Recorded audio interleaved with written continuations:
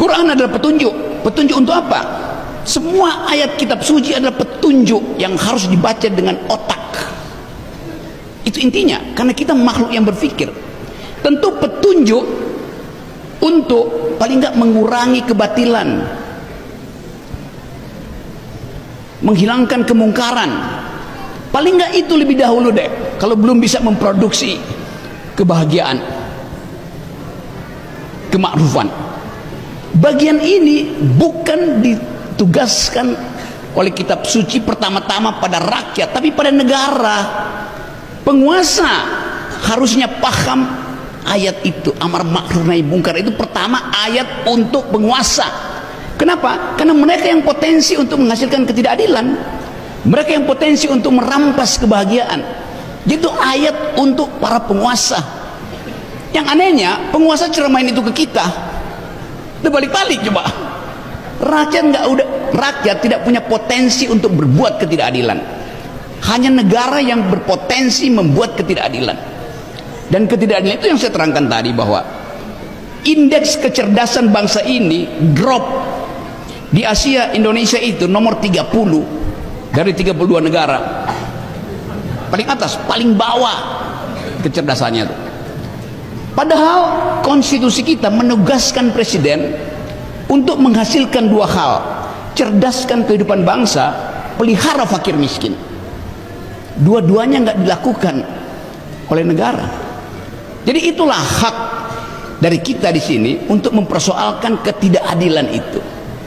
Nah, Gus Toha tadi betul menerangkan bahwa sebaiknya ada upaya untuk mengkritisi dari kalangan akademisi itu.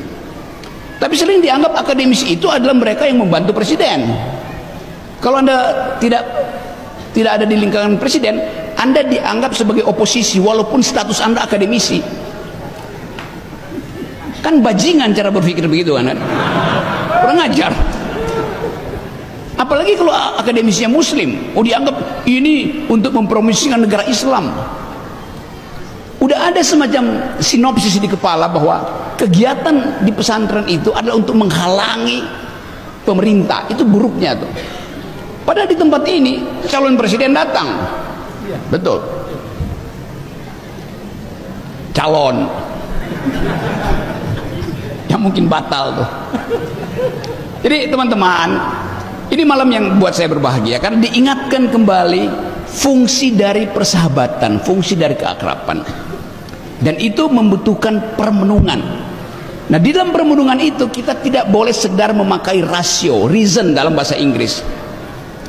Ada hal di dalam Islam yang nggak bisa diterjemahkan, yang disebut, kalau bahasa Inggris mungkin sebut reason, itu akal yang bernalar, passion, batin yang membaca. Tetapi bagaimana menerangkan misalnya istilah kolbu? Apa bahasa Indonesia atau kolbu? Hati. Tetapi bukan hati yang ada bentuk fisiknya yang bisa sakit hati itu, tapi hati dalam pengertian mampu memikirkan wisdom, itu namanya kolbu. Semacam percakapan antara reason dan passion, moderatornya adalah kolbu. Otak kita menghendaki pikiran rasional, matematis. Batin kita namanya passion, menghendaki hal yang emosional. Kolbu berupaya untuk memahami tegangan antara reason dan passion. Filosofi di dalam teologi muslim bilang begitu tuh. Kan itu susah untuk menerangkan bahwa ya sakit kolbu, nggak ada sakit kolbu. Yang ada sakit otak dan sakit jiwa. Kolbu adalah obat, tempat ketika kita letih di dalam pikiran, kita berhenti dan minta kolbu itu bicara. Ketika kita emosi, kita berupaya tekan emosi itu, dan itu adalah hasil kerja kolbu. Bagian yang suci itu yang hilang dari bangsa ini. Kehilangan kolbu itu lebih bahaya daripada kehilangan akal dan kehilangan batin.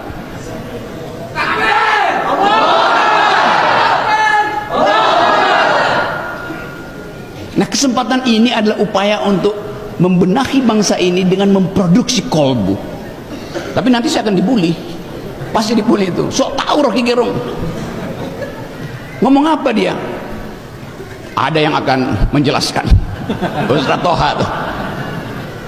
Jadi teman-teman, pesantren fungsi utama adalah mengucapkan kejujuran karena diperintah oleh kolbu, mengucapkan kemerdekaan berpikir karena menginginkan ada pertengkaran argumen, memanfaatkan momentum-momentum politik supaya bangsa ini jangan diselundupkan di dalam wacana atau headline yang kita baca setiap hari yang gak ada isinya tuh.